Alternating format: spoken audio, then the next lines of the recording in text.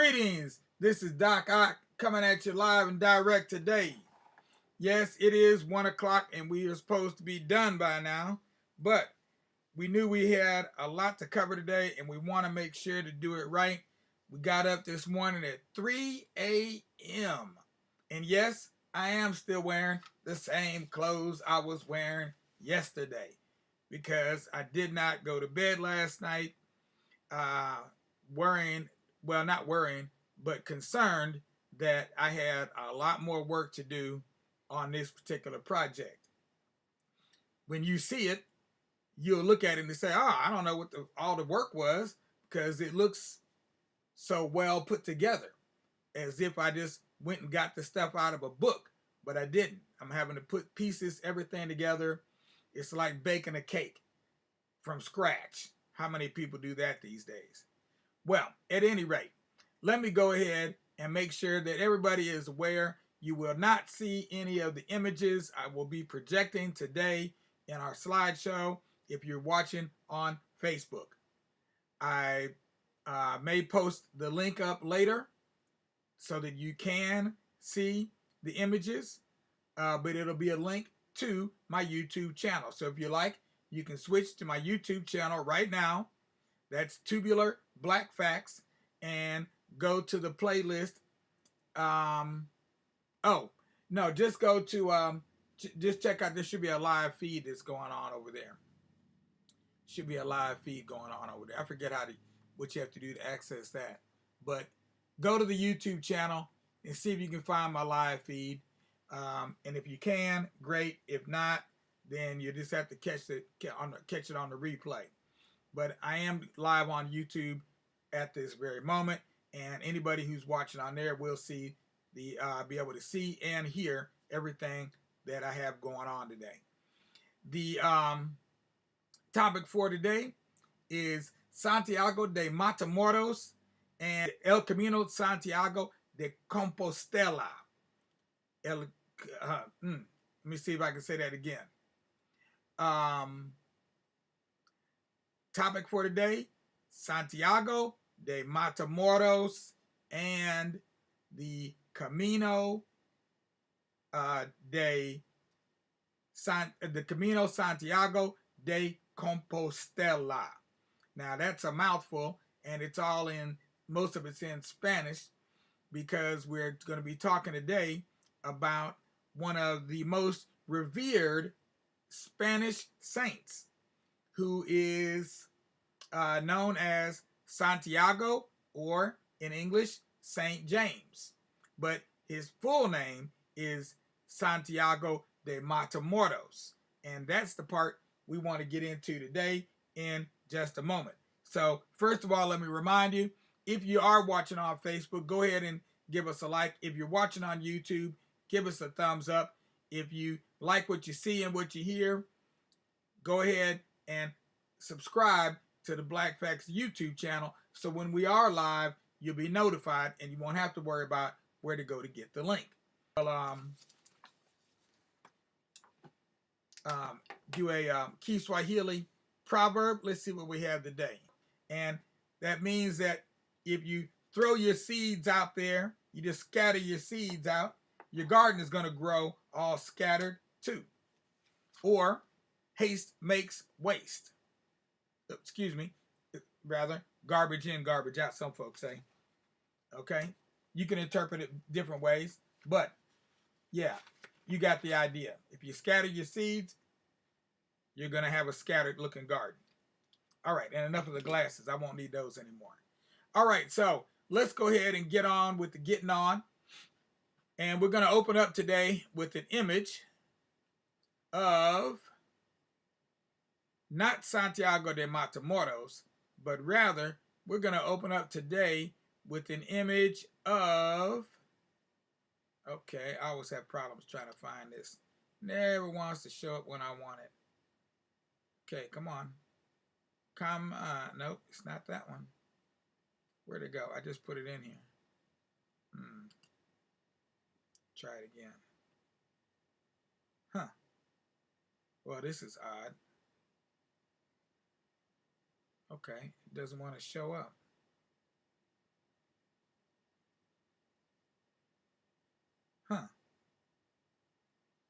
Well, that's weird. I know I made a scene. It's not that one. Where did it go?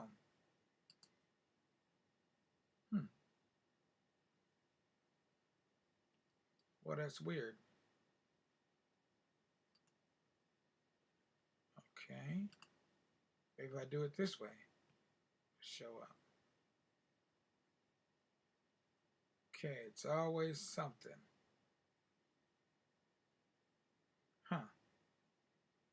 Made that scene. I put it right in there.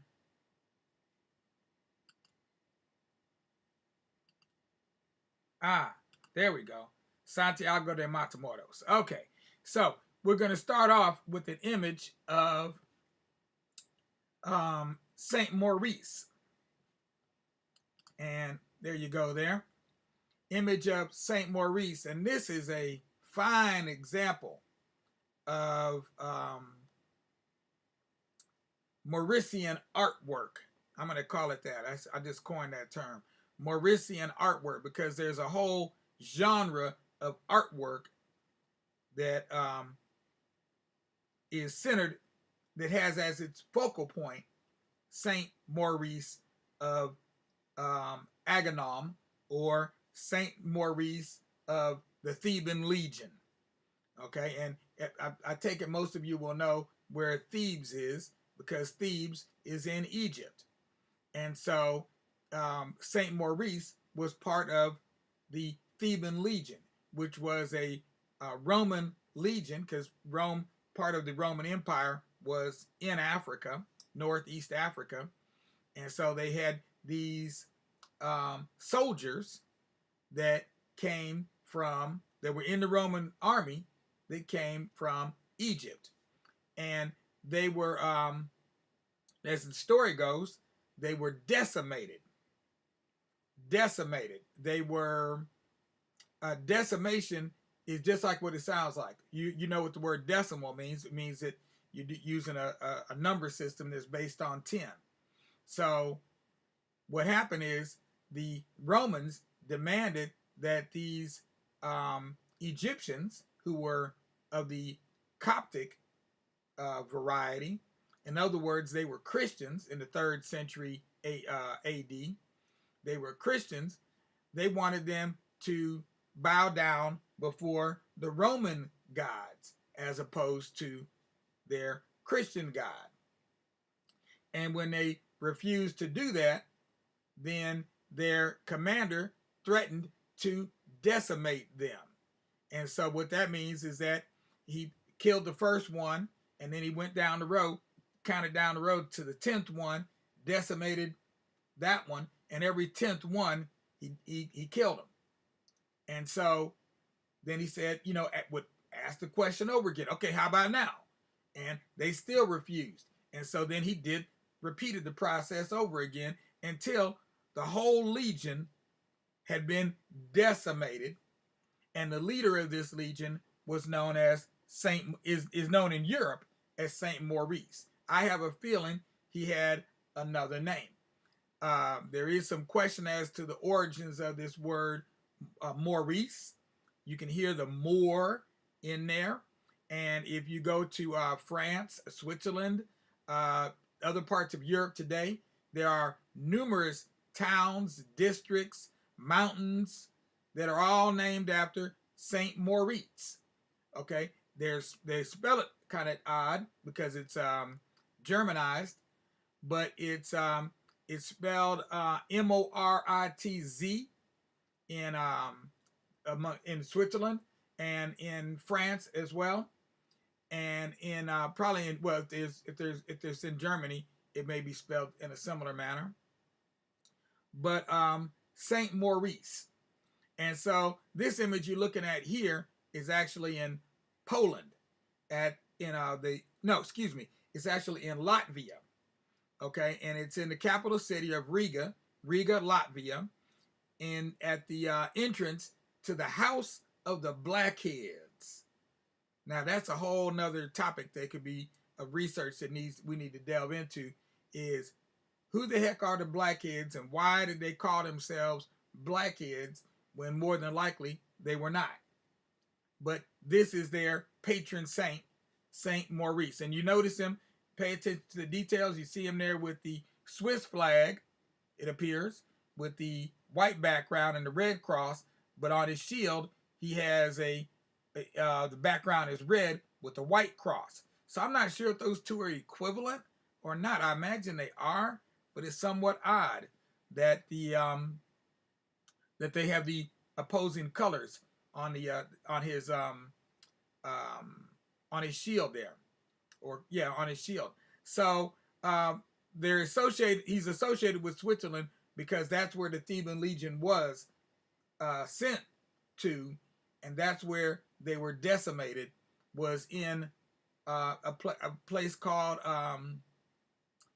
what is it? Chateau Valais. It's called.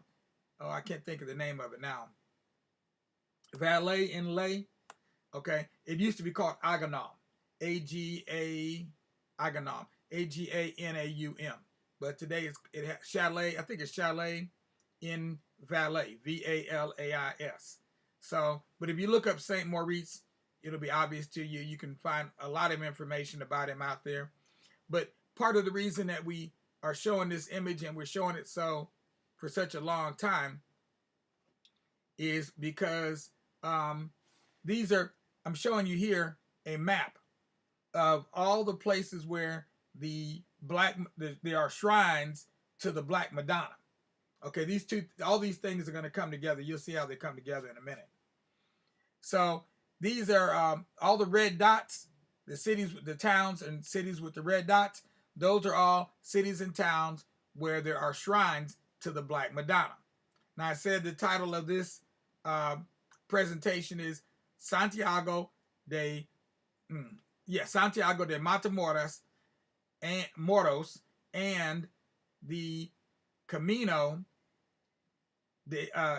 Santiago de Compostela. And so there's a road on there. You can see it in red down there, and I've got a label on it. If you can see it, you might have to enlarge it on your screen, but that is the way, or the Camino de Santiago de Compostela. And so the way of St. James, I don't know what Compostela means exactly, but de Compostela. And that's actually a place. So on this first map here, you see the place there way over in the corner on the left, and that's the northwest corner of Spain. And then you see where the thick red line ends or begins is over here in southern France. It's got two places where it begins right there in southern France. And so that's an 800-mile trek that thousands of pilgrims go on, walk every year. Hundreds of thousands of pilgrims will walk the 800 miles from the border of France and Spain all the way out there to the Atlantic Ocean, to the to honor Santiago de Matamoros. Okay, and then this is the place that they end up at. This is the Compostela. Okay, or this is a cathedral where near where, I don't know if it's actually in this cathedral or just at another location near this cathedral where the relics of St. James are at. Santiago de Matamoros, otherwise known as St. James.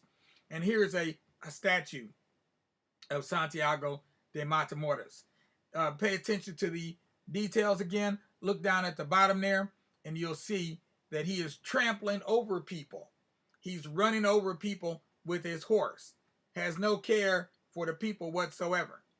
And as we go along here, you'll see that these people are being depicted as black people. Here he is stabbing one while riding on his horse. So he is a Christian warrior. You've heard those, onward Christian soldiers. There's a song like that, right? Well, that's what he is being portrayed as here. He's being portrayed as a Christian soldier because he traveled around and spread the gospel and converted many people to Christianity. So I don't know that he actually went to war, but that's how they're depicting him for a particular reason, which is what we're trying to get to here. So again, you see more black people here running from Santiago de Matamoros as he comes through on his horse. And you see a number of them that are laying down here. They have turbans indicating that they are Muslims or Moors. Okay, whether they were black or lighter skinned, whatever complexion they are, when you see them with the turbans, they're typically being portrayed as Muslims, because that's just a way of identifying and signifying that they are Muslims, no matter what color they are. And here you see some more, and there he is again. In each of these scenes, you see he is trampling over these people. And I believe that one's in Barcelona, Spain. Some people have complained about them, that they are kind of violent, got a lot of blood and everything. They didn't want the children seeing it necessarily. And so they've kind of moved them into some out-of-the-way locations. Some of them are not in out-of-the-way locations, like this particular one here. And again, you notice that there are the turbans there. And then I don't know who's doing the praying there. I'm not sure who that is, but Santiago de Matamoros is the one on the horse for sure, with the heads of the people down there below the horse. And then here you see a Polish American hero, Kazimierz Pulaski, near Częstochowa, in a painting. And you see the red flag that is being that is their standard that they're carrying in battle, and that it has some figures on it, but you can't make them out. But you can see clearly that they both are black. They've got very dark faces, and that is the Black Madonna and Child. So all of these figures go together, okay, as symbols of Christianity, symbols of power, symbols of religiosity, symbols of the faithful and the believers. Here you have a image of the Saracens, which again is spelled in a number of different ways, depending on who's spelling it and when. It could be spelled Saracens, or maybe Zens. It's the same thing. Okay, so Ben Saracen, the golfer, famous golfer, yeah. Apparently, he must have some, I would assume he has some roots all the way back to these Moors that at this time are also called, being identified as Saracens. And you can see them clearly on the right. They're very dark. And you can see clearly on the left that there are people that are similarly attired, but they're definitely not black. And so this is a depiction of the Crusades. And the Crusades, there were a number of Crusades that went on in Europe that were sanctioned by the Pope, and or by a number of popes. And over time, they continued to invade Northeast Africa, particularly Jerusalem, which is known as the Holy Land, and I think also Turkey, because they were warring with the Turks also. Now, and then here again, you just see an image. I'm not sure who that was there. This is a famous painting depicting the meeting of Saint Erasmus on the left and Saint Maurice on the right. And so clearly there's not any smoke damage going on here. And I want you to also note that they did not just take a white person and paint him black and say, now we call this Saint Maurice. Because if you look at him, he's got the wide nose, the thick lips in the very first image I showed. In this image, you see a Saint Maurice here. Okay, but there's some mythology, some stories going around, information going around, saying that the originally Saint Maurice was depicted as white, and later they changed him to black. And there's all kinds of explanations, trying to figure out or explain this away. Why did this happen? Why is he being portrayed as black now instead of white? But I clearly don't believe that's the case. Here is a image. Now you saw this one. These are on coats of arms. This is for a place called St. Moritz, Graubünden in Switzerland. So you remember I was telling you about that before. So this is the coat of arms for a city, the symbol for a city. This is the logo for a city in Switzerland, or a town in Switzerland. This one is for a town or city in Germany, Partenkirchen. And you can see that St. Maurice is definitely black. He's got the curly hair. He's got the big lips. They made sure you saw him. They made him red. And he's got the wide nose, but he's wearing a crown. So he is not being depicted as a slave. Another piece of mythology that goes around. He's not being portrayed as a slave. He's being portrayed as a Moor who ruled Spain for 700 years. And so there's this conflict that was going on between black folks and white folks long before the slave trade ever was even thought of, where the black kings and the white kings functioned as peers. There was some type of peerage going on there. Even though they were in opposition to each other to some extent, they still looked at each other as peers and not one being higher or better than the other. So that whole idea of white supremacy was not in effect yet. Here we have the Theban Legion. And this one obviously is being portrayed with the Theban Legion being nothing but white dudes. And I'm like, okay, well, if it's a Theban Legion, why? And the Romans know where Thebes is. They know they're black. Why would they call them a Theban Legion? How did a Theban Legion come out of Africa and all of the soldiers become white? That's a better question to me than how did St. Maurice become black? I want to know, how the heck do you have a Theban Legion coming out of Northeast Africa in 300 AD and they're white? That's what I want. I would like somebody to explain that to me. So again, we're back to the St. Maurice at the House of the Blackheads in Riga, Latvia. Here are more images of Santiago de Matamoros. And now what I'm going to do here is I'm going to transpose. You're going to see an image of St. Maurice, then you're going to see an image of Santiago de Matamoros. St. Maurice, this one is Santiago de Matamoros. St. Maurice, this is at Magdeburg Dome in what formerly East Germany. And it's he's the patron saint, was the patron saint of the Holy Roman Empire, which lasted for 1,000 years from about 962 AD all the way to 1808 AD. So that's just about 1,000 years.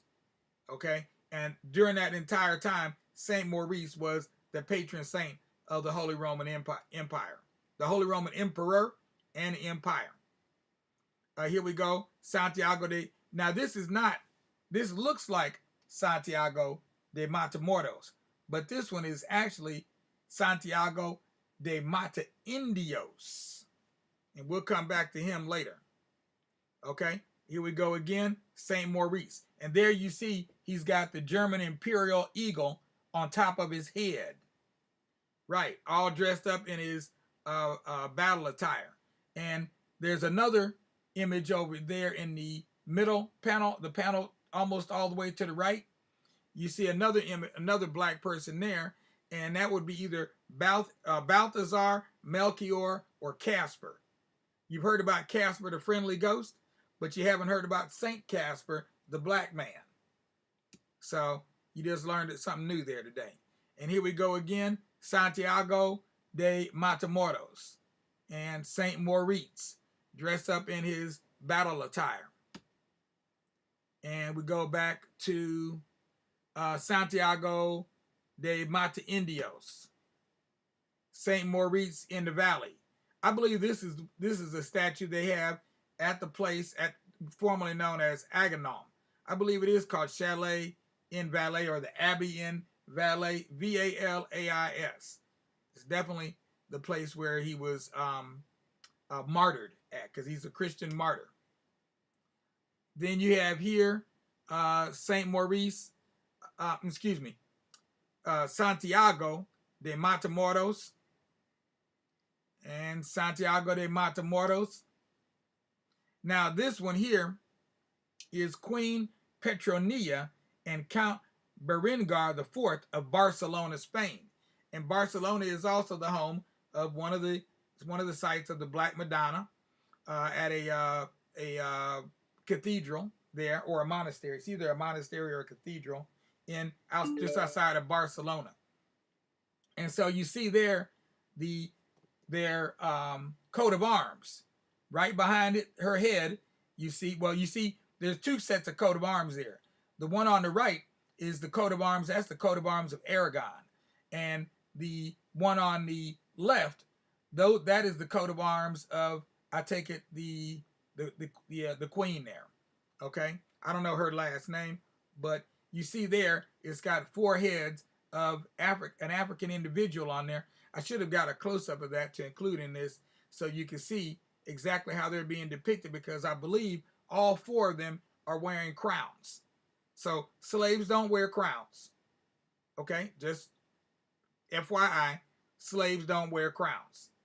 So then you have to wonder, then who are they depicting if slaves don't wear crowns? Definitely not an image of a slave. Now, we're getting close to the end of this piece here, which is good, because I was trying to make sure that I got it down to a reasonable size. This one is the Medal of Saint Maurizio for officers. And in case you think Saint Maurice is only something that's in history books and it's only known about in Europe, here's who's receiving the medal. And if you look close, you'll see the U.S. on their lapel. So they are not soldiers in the Ethiopian army. They are not soldiers in France, Germany, Spain, Italy, or any of them other European countries. These are United States soldiers. And the name is John W. Peterkin, receiving the order, the medal, the medallion you just saw here, the Order of Saint Maurice. Okay? The Order of Saint Maurice. So this enshrinement of Saint Maurice as a heroic figure known to be black from Africa is quite prevalent, well known, but just nobody told you. Why would they do that? Then you'd know as much as they do. And coming to the end of this, we're tying this up by bringing this all the way home to the Americas. And so I included this map here that, and this is what took me all the time, was fixing these maps so that it would be somewhat clear as to what you were looking at. And so what I did, when they're talking about the illegal immigrants that are coming into the United States right now, you can see one of the points furthest south in Mexico, where the Mexico border, where the Mexican border lies between the U.S. and Mexico, is a place called Matamoros, which you could translate as the black killer, the nigger killer, the Negro killer, okay, the Moor killer. Translate it any way you like. You saw the pictures already, so now you have an understanding of what it means when you see it. So they're only telling you part of the name of this place, or who this place is dedicated to. That place right there, right outside of Brownsville, on the other side of the border from Brownsville, Texas, is known as nigger killer, black killer. And I guarantee you there is a cathedral, or a cathedral there that's dedicated to Santiago de Matamoros. Although right now the Mexicans have taken poetic license with Santiago de Matamoros, and some things have happened. When the Spanish came to the Americas, now you see this is, again, I think that there was one picture I had that was in the wrong place, because this is obviously Santiago de Matamoros, because I see a turban there on the ground. So that's not the one I was looking for. I was looking for Santiago de Matamoros, and I showed you a picture of him earlier. Santiago de Matamoros, where you clearly see him killing Indians. Yeah, again, this one is, oh, this one here might do it. Okay, on the left, you see Santiago de Matamoros, and clearly it's Matamoros because you see the people with the turbans. The one on the right, I believe, is Santiago de Indios, where he's killing the Indians. So when the Spanish came to the Americas, they were no longer fighting against the Moors or black folks. They were fighting the Indians. And so they changed the name or the appellation they gave to St. James, because St. James is who they're praying to, and they're asking him to help them accomplish a particular goal. And in Europe, the goal was to kill the Moors and eradicate the Moors, get the Moors out of Al-Andalus, otherwise known as Spain. In the Americas, the goal was to kill off the Indians and take their land and all their gold. And so they renamed him Santiago de Matamoros. Well, the Mexicans didn't really care for that. And when they completed their revolution, they changed the name, the appellation again, from Santiago de Matamoros. The Spanish went with, in the Americas, went with Santiago de Matamoros, and the Mexicans, they decided to change his appellation to Santiago de Mata Españoles. Right. You got it. Exactly. They changed his name to Spanish Killer, because that's who their real enemy were the Spanish. And so you can see that when they're talking about this, here goes a good one here. This is a good example of Santiago de Matamoros, because you can clearly see these are Indians here. The way you can tell this one is the Mata Españoles is because you can see, look at the way the man is dressed. You see the helmet on top of his head, etc. He ain't no Indian, okay? And he's not a Moor. Doesn't have a turban on. And again, here you see them parading Santiago de Mata Españoles through the streets of some Mexican town or village. So that wraps up our presentation for today. And I did it in a record, only 40 minutes. It still is longer than what I would like, but we were able to complete it in good order. And you've got some good visuals to go along with it. You can always replay this. It'll be recorded where you can find it on YouTube. And I may post a link back to it on Facebook. That's typically how I do things. I don't post directly. Well, I'm not posting directly to Facebook right now. I have in the past, but I'm not doing that right now. So at least not with these noontime presentations. I do that in the evening though. So at any rate, I hope you gained a little knowledge that you couldn't have got in college. Definitely didn't get in college. I hope that I raised a few questions, maybe raised some heckles, a few eyebrows, caused you to question your reality, because there's a lot of things going on around us that are not explained. We hear the newscasters talk about, what's her name? Kamala Harris went down there to Matamoros today, to the border to see what's happening. And what they failed to mention is, number one, the meaning of Matamoros. Okay? They failed to mention that part. But number two, they also failed to mention the history of Brownsville, because Brownsville has its own skeletons in the closet, so to speak, because that was the site of a riot. They called it a riot of black troops, where I believe it was the number was like 100 of these black troops were court-martialed and sentenced to prison, drummed out of the army, dishonorably discharged. It was the It was the single most memorable event of that kind ever. And it happened just on the other side of the border from Matamoros, Mexico, in Brownsville. Maybe that is appropriately named. Brownsville, Texas. So when you get a chance, check out the history of Brownsville.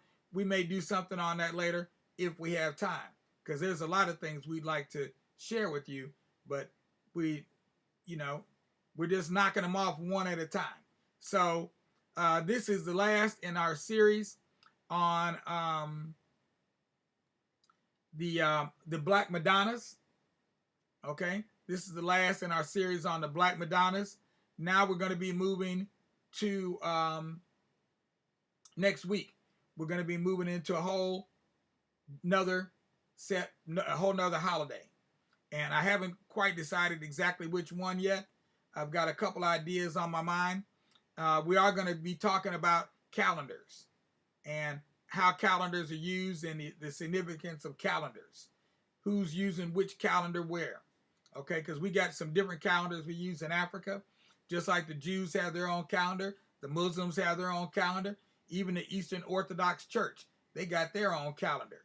So not everybody's operating on the same calendar. Matter of fact, if you go to Arizona, they're operating in their own time zone. Okay, they're in their own world for real, because they don't do daylight savings time in Arizona. Yeah, check that out. They got their own time zone. When you go to Arizona, it's like for real. All right, so we're going to go ahead and wrap up here. We will be back later to do our evening program. You know, we're featuring the story this month. We're featuring the story of Ona Judge, the African slave who escaped from the Washington plantation, from the plantation of George and Martha Washington. Oh, I didn't get it over there. Yeah, never caught. The story of Ona Judge. So we're featuring her story. So hopefully you'll join us at 9 o'clock for another adventure with Ona Judge, giving you the other side of the coin known as George Washington. You've had all these coins and this money for years, but you've only seen the face. We're going to show you you've seen the obverse. We're going to show you the reverse. So join us tonight, 9 o'clock. It'll be a stone gas. And in the meantime, don't forget to go ahead and give us a like, a thumbs up, and subscribe to the Tubular Black Facts channel. The only place in the internet universe where you can get information well researched, painstakingly organized, and put together for your education. Peace out without a doubt, y'all.